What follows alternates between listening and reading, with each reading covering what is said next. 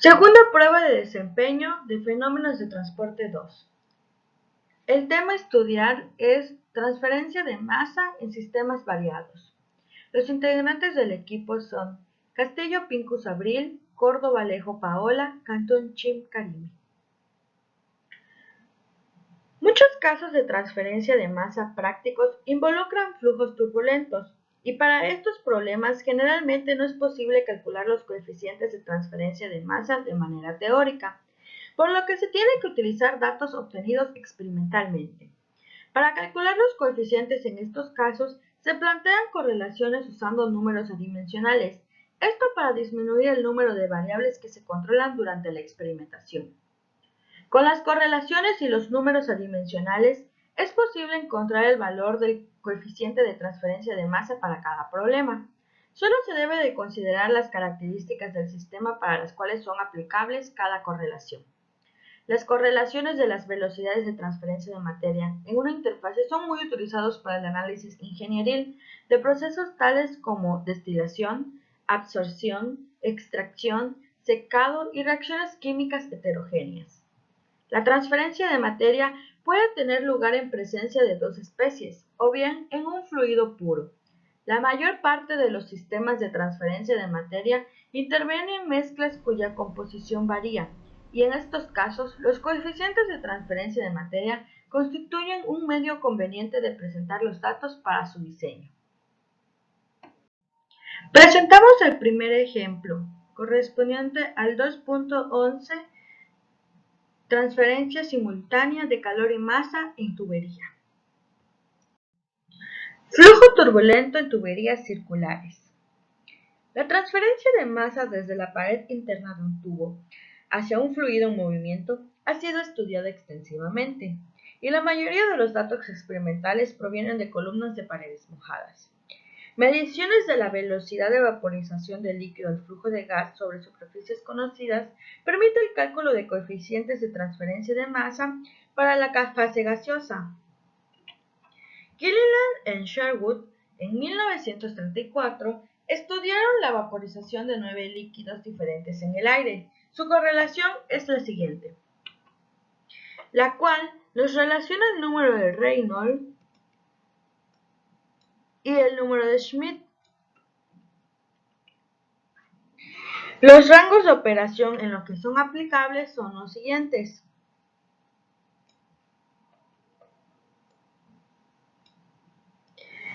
Donde la longitud característica es el diámetro del tubo y las propiedades físicas del gas son evaluadas a las condiciones del flujo de gas. La transferencia de masa puede ocurrir simultáneamente con transferencia de calor, ya sea como resultado de una diferencia de temperaturas externamente impuesta o porque la absorción o evolución del calor que generalmente ocurre cuando una sustancia cambia de una fase a otra.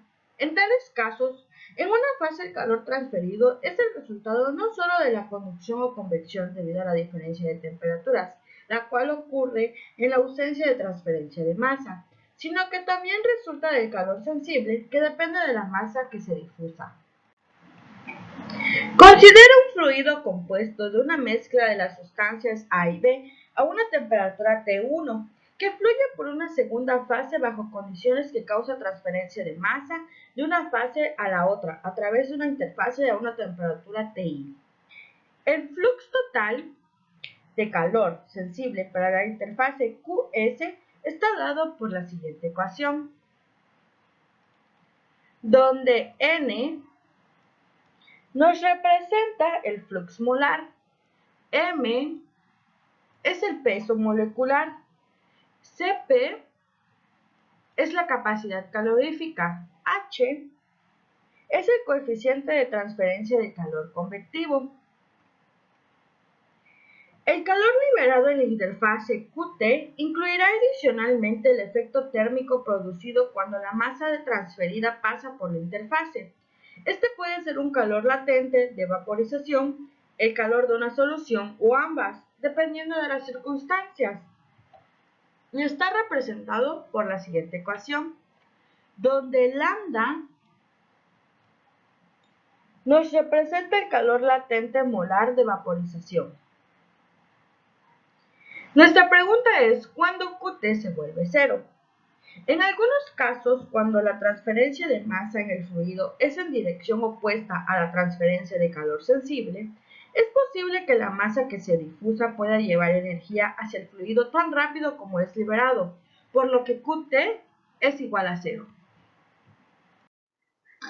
Para ilustrar el concepto de transferencia simultánea de masa y calor, consideramos el siguiente problema de humidificación del aire, en el cual nos dice que el agua fluye de manera descendiente en la pared interna de una columna de paredes mojadas de 25.4 milímetros de diámetro, el cual su equivalente es igual a 0.0254 metros. Mientras que aire fluye de manera ascendente en el interior, en un punto de la columna, aire húmedo fluye a una velocidad masa de 10 kilogramos por metro cuadrado segundo. La temperatura de la mezcla gaseosa es 308 kelvins y la presión es 1 atmósfera. La presión parcial del vapor de agua en la mezcla es 1.95 kilopascales. Asumiendo que el proceso es casi adiabático, nuestro objetivo es calcular la temperatura del agua líquida y el flux molar en donde la velocidad superficial másica del gas es igual a 10 kilogramos por metro cuadrado segundo. Procedemos al desarrollo del problema. En este problema, el agua, que se identifica por la letra A, se evapora en el aire, que se describe por la letra B. Puesto que no hay una fuente de energía externa, el calor latente de vaporización del agua debe depender del calor sensible que fluye del flujo de gas al agua líquida. Por lo tanto, la temperatura del agua líquida Ti debe ser menor a la temperatura del aire T1 y Qt debe ser igual a 0. Desde el punto de vista de la transferencia de masa en la fase gaseosa, el flux molar de B es igual a 0. La solución es diluida y el uso de coeficientes tipo K está justificado. Por lo tanto, la velocidad de la transferencia de masa y calor puede ser descritas en términos de la temperatura desconocida del agua líquida, como se describe en las siguientes ecuaciones, donde Kg es el coeficiente de transferencia de masa convectiva para la difusión. En este, como anteriormente se ha mencionado, P minúscula A es la presión parcial de vapor de agua en el gas. PA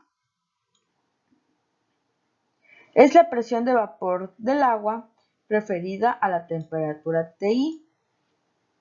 T1 es la temperatura del aire y esta es igual a 308 Kelvin. Para estimar los coeficientes de transferencia de masa convectiva para la difusión y el coeficiente de transferencia de calor convectivo, se necesitan las propiedades de la fase gaseosa. Estas se encuentran en la tabla A.6 del libro A Heat Transfer Textbook y la tabla A.1 del apéndice A en el libro Principios y aplicaciones modernas de las operaciones de transferencia en masa de James Benítez. Se asumen las propiedades del aire seco a 308 kelvins y una atmósfera, obteniéndose que la viscosidad es igual a 192 micropoise.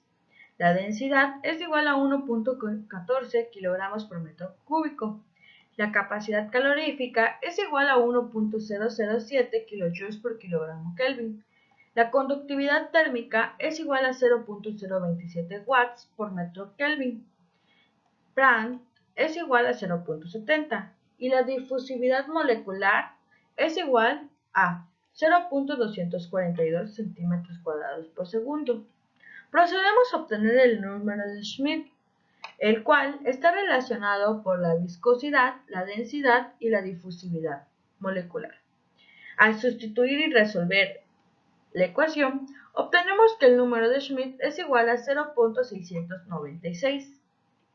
Se calcula el número de Reynolds, el cual está relacionado por el diámetro de la tubería,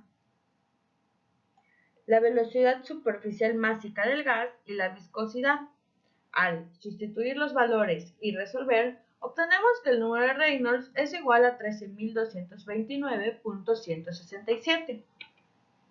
Con la correlación de Gillian y Sherwood, se calcula el número de Sherwood, el cual está relacionado con el número de Reynolds y el número de Schmidt. Al sustituir los valores anteriormente obtenidos y resolver, obtenemos que el número de Sherwood es igual a 51.7. De la tabla 2.1 del libro de James Benítez, se sustituye el número de Sherwood para poder obtener el valor del coeficiente de transferencia de masa, el cual, al sustituir los valores y resolver la ecuación, obtenemos que es igual a 0.0192 mol por metro cuadrado segundo kilopascales. Procederemos a estimar el coeficiente de transferencia de calor. Se utiliza la correlación de Ditus-Volter para enfriamiento, el cual relaciona el número de Reynolds y el número de Frank. Se obtiene por resultado que el Nusselt es igual a 40.97.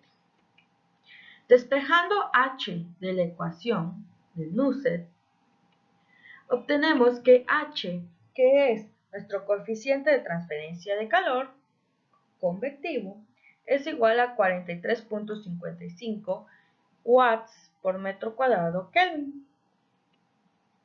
Para poder resolver las ecuaciones que anteriormente habíamos expuesto,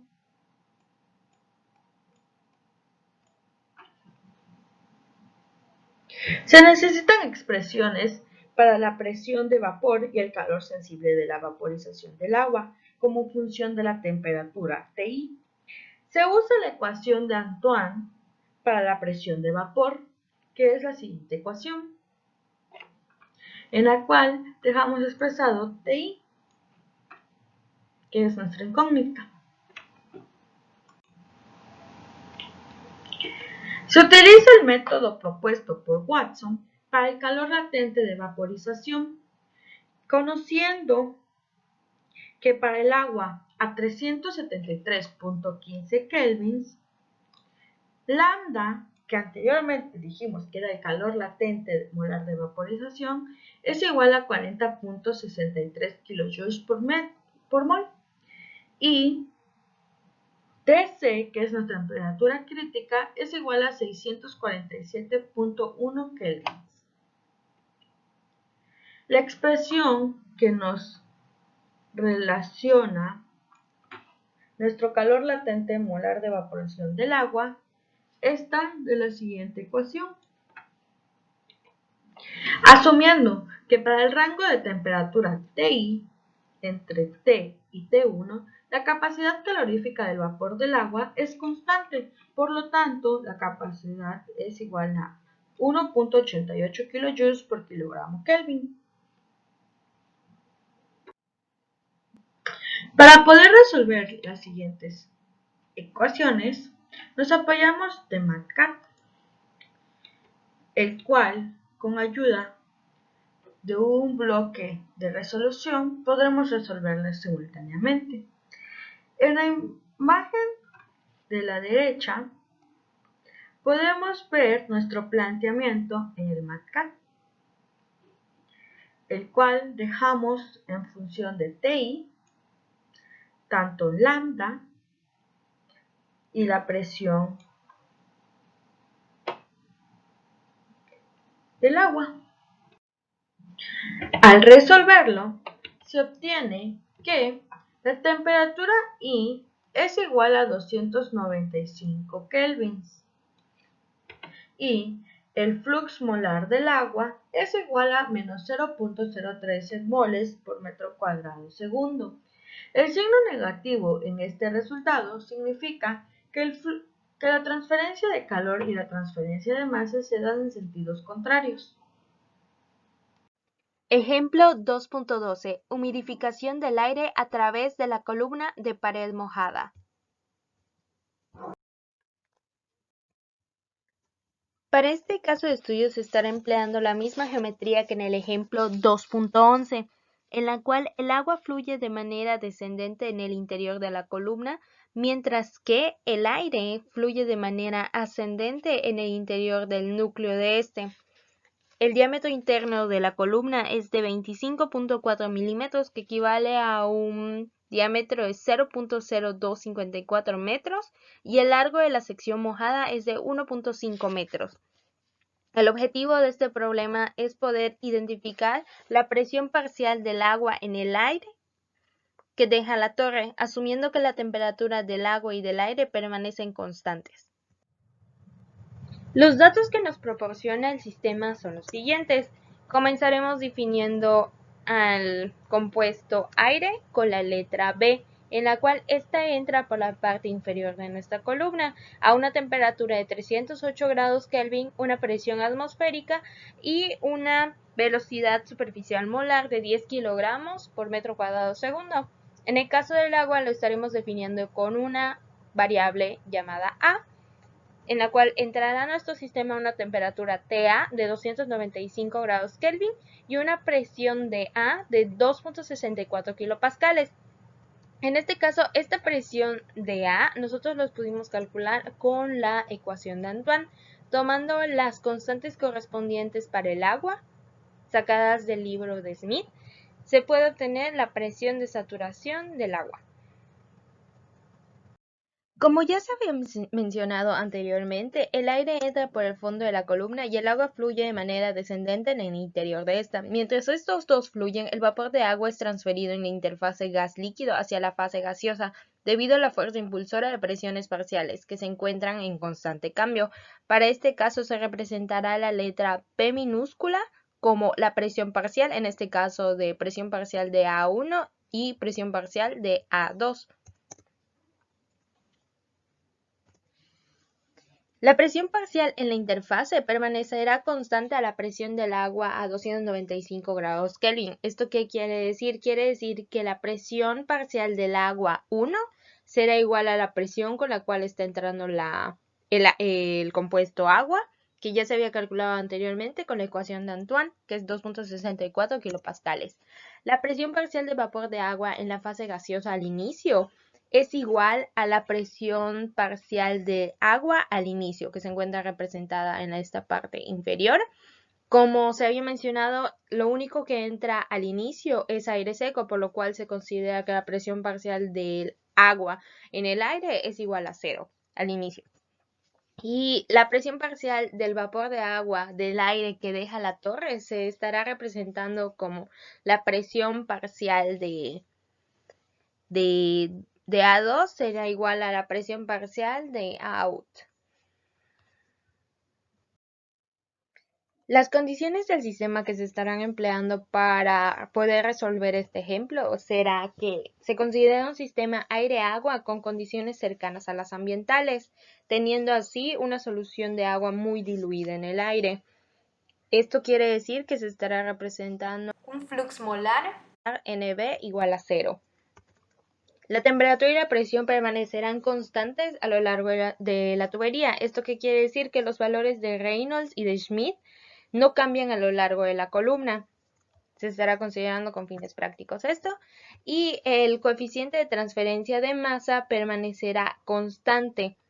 ¿Esto qué quiere decir? El coeficiente de transferencia de masa debería estar en función de la velocidad de flujo del gas a lo largo de la columna. Sin embargo, se estará considerando constante para fines prácticos de este ejercicio y con este motivo se estarán empleando coeficientes de tipo K acoplados con una concentración lineal.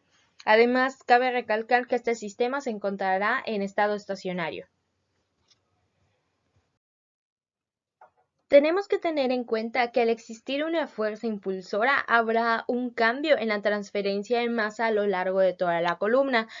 Para poder cumplir con la condición mencionada anteriormente, será necesario tomar una sección de la torre en la cual tendrá una altura o un grosor de delta z. Esta se puede ver representada aquí en la imagen que aparece en la diapositiva. Para comenzar con la resolución de este ejemplo, tomando en cuenta las consideraciones anteriores, se estará realizando un balance de materia en la cual se estará utilizando la velocidad superficial molar de manera constante multiplicado por su fracción molar. En este caso se estará considerando la diferencia de las fracciones molares en la entrada y en la salida de nuestro sistema. Ambas estarán multiplicadas por el área de transferencia. En este caso se estará utilizando pi por diámetro al cuadrado sobre 4. Todo esto estará igualado al flux molar multiplicado por su delta S. Teniendo en cuenta una variable a que se estará definiendo por el área de transferencia de masa delta S dividido entre la unidad de volumen que será delta V, y sabiendo que nuestra delta V en nuestra geometría es pi por diámetro al cuadrado sobre 4 por delta Z, se estará teniendo la ecuación que aparece en la parte inferior. De esta manera podemos reconocer que tienen términos en común. Por eso dividimos entre pi por diámetro al cuadrado delta z sobre 4 y nos quedará una ecuación representada como se ve a continuación. De la forma en la cual quedó la ecuación anterior, podemos aplicar del lado izquierdo de nuestra ecuación un límite cuando delta z tiende a 0. De manera que nos estaría quedando una ecuación de la velocidad molar superficial multiplicada por su diferencial de la fracción molar dividido entre la diferencial de la posición en la cual que se encuentra en z. Esta se igualará a la misma expresión que se había mencionado anteriormente. Y cabe recalcar que en el libro del Beer nos menciona que el coeficiente K es análogo al coeficiente F. Ambos son coeficientes de transferencia de materia. Y estos regularmente se pueden expresar como ecuaciones en el caso de que se menciona aquí abajo, en la cual en N de A, que sería nuestro flux molar, es igual a la constante Kg multiplicado por la delta P. En este caso se sustituye de la ecuación obtenida anteriormente, se sustituye obteniendo esto, y delta P se puede sustituir como la presión de A menos la presión parcial de A. En este caso, después de haber realizado esta sustitución, se agrupan términos y nos quedaría de la siguiente manera. A esta ecuación se le puede aplicar una integral. Como mencioné anteriormente, se puede realizar una integración a ambas partes de esta ecuación, en la cual se integra con valores de z1 igual a 0 hasta z2 igual a una z mayúscula, y de una presión 1 igual a 0 hasta una presión 2, que será representado con la P out. En este caso, se hacen las integraciones correspondientes y las sustituciones de estas, quedando una expresión del logaritmo natural de la presión del agua sobre la presión del agua menos la presión parcial de A a la salida es igual a la presión multiplicado por una constante A multiplicado por la constante Kg multiplicado por la posición en Z y dividido por la velocidad molar superficial. Como lo que a nosotros nos interesa conocer de este ejercicio es la presión parcial de A a la salida de la torre, se despeja ese término que se encuentra aquí y nos quedaría de la manera como se ve representado en la parte inferior de esta diapositiva. Tomando en cuenta la ecuación obtenida anteriormente, nosotros podemos agarrar y expresar la misma ecuación en términos que nosotros conocemos. En este caso se puede hacer una aproximación en la tabla 2.1 del libro de Benítez. Se tiene la aproximación del número de Sherwood como la multiplicación de la constante Kg por la constante R por la temperatura en grados Kelvin multiplicado por el diámetro del diámetro interno de nuestra geometría, dividido todo eso entre la difusividad de los componentes de A a B. En este caso despejamos la constante kg, obteniendo los siguientes términos.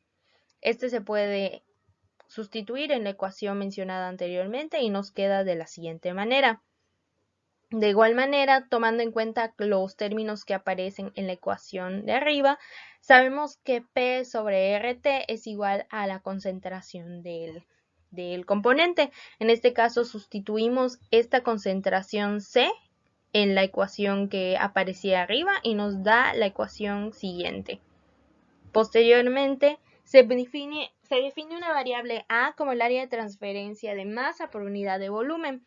El área de transferencia estará diferenciado o se estará definiendo como pi por diámetro de la tubería o de la sección multiplicado por la z o el ancho de este, dividido entre el volumen, que será pi por diámetro al cuadrado por z sobre 4.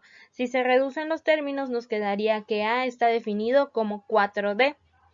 Por lo tanto, la presión parcial de A la salida de nuestra geometría se vería representado por la ecuación que se encuentra aquí abajo.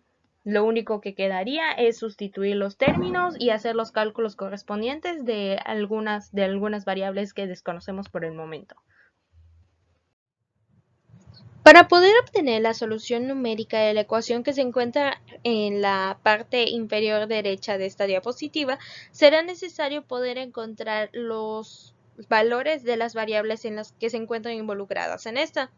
Comenzamos con el cálculo de una GM, que en este caso representa nuestra velocidad superficial molar, que es la que se encuentra aquí, que ya habíamos definido previamente que es un valor constante. Esta será definida como la división entre la velocidad superficial másica del gas dividido entre su peso molecular. En este caso, nuestro gas se vería representado como el aire. Su peso molecular del aire es de 29 kilogramos sobre kilomol y nuestra GY, que ya habíamos dicho, era de 10 kilogramos sobre metro cuadrado por segundo. Esta operación nos vería dando un valor de 0.345 kilomol por metro cuadrado segundo. De igual manera necesitamos un valor de la concentración que habíamos definido anteriormente, que concentración es igual a presión sobre RT. En este caso nuestra presión es la presión atmosférica, utilizamos una R con las unidades en el sistema internacional y nuestra temperatura es de 308 grados Kelvin, dándonos así esta ecuación un resultado de 39.569 moles por metro cúbico, que en kilomoles se vería representado como 0.0395 kilomol por metro cúbico. Anteriormente también ya teníamos definido, tanto por el sistema como por cálculos previamente hechos, otras de las variables. En este caso, el diámetro de nuestro sistema es el diámetro interno de la tubería, que es de 0.0254 metros. Nuestra difusividad también en el ejemplo 2.11 ya se había calculado anteriormente. Nuestra altura se vería representado por la variable z, que es de 1.5 metros. El número de Sherwood se calculó también, se calculó anteriormente y tiene un valor de 51.67.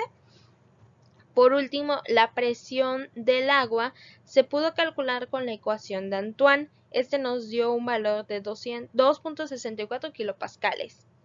Haciendo las correspondientes sustituciones en la ecuación que se encuentra en esta diapositiva, nos vendría dando que la presión parcial del agua a la salida de nuestro sistema sería de 1.94 kilopascales. ¿Esto qué quiere decir? Inicialmente tenemos que recalcar que la presión máxima que puede existir de agua en el aire sería la presión de saturación que calculamos, que es de 2.64 kilopascales. Por lo tanto, si hacemos una regla de 3 de estos dos valores, quiere decir que nuestra presión parcial del agua a la salida contenida en el aire vendría representando el 73.48% de la máxima capacidad o la máxima presión que se podría ver representada en el aire. Los lechos son la configuración de mayor importancia en la industria y se usa regularmente para la producción a gran escala, ya sea de reactivos primarios o intermedios. En este caso, para poder calcular la caída de presión a través del lecho, se basa en la estimación del rozamiento total del fluido sobre las superficies al pasar por los canales formados, es decir, cuando el fluido pasa a través de los canales formados por las superficies sólidas. Si las partículas son porosas, los poros por lo general son muy pequeños para permitir que cualquier flujo significativo pase a través de ellos. Así que, por lo tanto, se utiliza la letra epsilon para poder identificar esta porosidad. Y esta se toma como la fracción hueca externa del lecho y no como la porosidad total. Los lechos se pueden dividir en dos, en lechos empacados y en lechos fluidizados. Para los lechos empacados, estos tienen una gran importancia dentro de la industria, ya que los gránulos del catalizador se acomodan de manera que se llena la cámara de reacción. En este caso, son acomodados en esta sección que se puede ver aquí en la imagen. Y este reactor de lecho fijo puede no estar del todo empacado con catalizador, puede ser que la pared interna del tubo sea la catalítica o el catalizador también puede o no ser poroso. El otro tipo de lechos son los lechos fluidizados. Estos son empleados ampliamente dentro de los sectores de la industria química, ya sea para la producción de gasolina, polímeros, pigmentos, etc. En este caso, podemos decir que los lechos empacados y los fluidizados se usan comúnmente en operaciones industriales de transferencia de masa, ya sea como los procedimientos de adsorción, intercambio iónico, cromatografía y reacciones gaseosas catalizados por superficies. En este caso vamos a ver un ejemplo de la resolución de un lecho empacado en la siguiente diapositiva. Ejemplo 2.13. Humidificación del aire en lechos empacados. Transferencia de masa en lechos empacados y fluidizados. Varias investigaciones se han llevado a cabo para calcular los coeficientes de transferencia de masa en lechos empacados. Sherwood y otros autores sugirieron la siguiente correlación para gases. Para un Reynolds de rango entre 10 y 2500, en donde el número de Reynolds depende del diámetro de la partícula y el flujo másico del gas basada en el área total de la sección transversal de la torre. Determinación de porosidad del lecho. Nandakumar sugirió una correlación para partículas uniformes empacadas sin un orden específico en un contenedor cilíndrico de diámetro d. Ergun propone para el cálculo de la caída de presión para un problema de una fase la siguiente correlación. Para estimar la caída de presión en un tubo circular con flujo turbulento se emplea la correlación siguiente, en donde el factor de fricción depende del número de Reynolds. Caso de estudio. La columna del ejemplo anterior es empacada con esferas con un diámetro de 3.5 mililitros acomodadas sin un orden en específico. El agua se suministra como una fina neblina que fluye hacia abajo, reemplazando el agua perdida por la vaporización y así mantener húmeda la superficie del empaque. Los objetivos son estimar la profundidad que el empaque requerirá si la presión en el aire que sale del lecho debe ser el 99% de la presión del agua y estimar la caída de presión del gas a través del lecho. Retomaremos el caso anterior hasta el despeje de la presión parcial de A en la salida. Sabiendo que, a partir del número de Sherwood podemos obtener el coeficiente de transferencia de masa y que el área de la transferencia de masa está definida de esta forma, se obtiene la siguiente definición de la presión a la salida. Además, sabiendo que la presión entre la constante R por la temperatura es igual a la concentración, esto se sustituye en la ecuación. A partir de esta ecuación, nosotros vamos a despejar el valor de Z, que es la profundidad del empaque que nosotros deseamos conocer. Ahora calcularemos los valores de las variables necesarias para estimar la profundidad del empaque. Primero, se calcula el número de Reynolds basado en el tamaño de la partícula. Como este número de Reynolds queda dentro del rango establecido, se utiliza la siguiente fórmula para el factor J de la transferencia de masa. A partir de este valor, se obtiene el número de Stanton y el número de Sherwood se obtiene a partir del número de Stanton. La estimación de la porosidad se realizará a partir de la correlación de Nanda-Kumar. Como la división del diámetro de la partícula entre el diámetro de la columna es menor a 0.14, se puede utilizar la correlación y se obtiene un valor de porosidad igual a 0.484. Ahora despejamos la variable z de la ecuación de la presión a la salida, obteniendo la siguiente fórmula. Conociendo los valores de cada variable y que la presión a la salida es 0.99 veces la presión del agua, calcularemos el valor de z sustituyendo los valores de cada una de las variables en la ecuación obtenida a partir de la presión a la salida. Así, obtenemos que la profundidad del empaque es igual a 0.0785 metros. Ahora procederemos a calcular la caída de presión del gas a través del lecho. Esto será considerando un flujo muy bajo de líquido, por lo que el problema se considerará como si fuera de una sola fase para utilizar la correlación de Ergun. De la correlación despejamos delta P, es decir, la caída de presión. Una vez despejada delta P, se sustituyen los valores de todas las variables y se obtiene que el gas a través del lecho sufre una caída de presión igual a 15.947.20 pascales. Para poder dimensionar cómo un lecho empacado causa grandes caídas de presión, compararemos el resultado anterior con la caída de presión que habría en la columna si no hubiera un lecho y fuera un tubo liso de diámetro D y longitud Z con flujo turbulento. Con ayuda de un solver obtenemos el valor del factor de fricción y procedemos a calcular el valor de la caída de presión, la cual obtenemos que es igual a 74.42 pascales, un valor considerablemente menor que la caída de presión en el lecho. Los coeficientes de transferencia de masa pueden estimarse a partir de muchas ecuaciones, correlaciones y analogías teóricas. La selección del modelo más aplicable dependerá de los materiales y el sistema que se está estudiando. Los coeficientes de transferencia de masa permiten cuantificar la transferencia de masa entre fases y fluidos, y es importante conocer cómo calcularlos, pues permiten y facilitan el diseño de diferentes equipos y procesos de la industria, para que cumplan con características y requisitos específicos.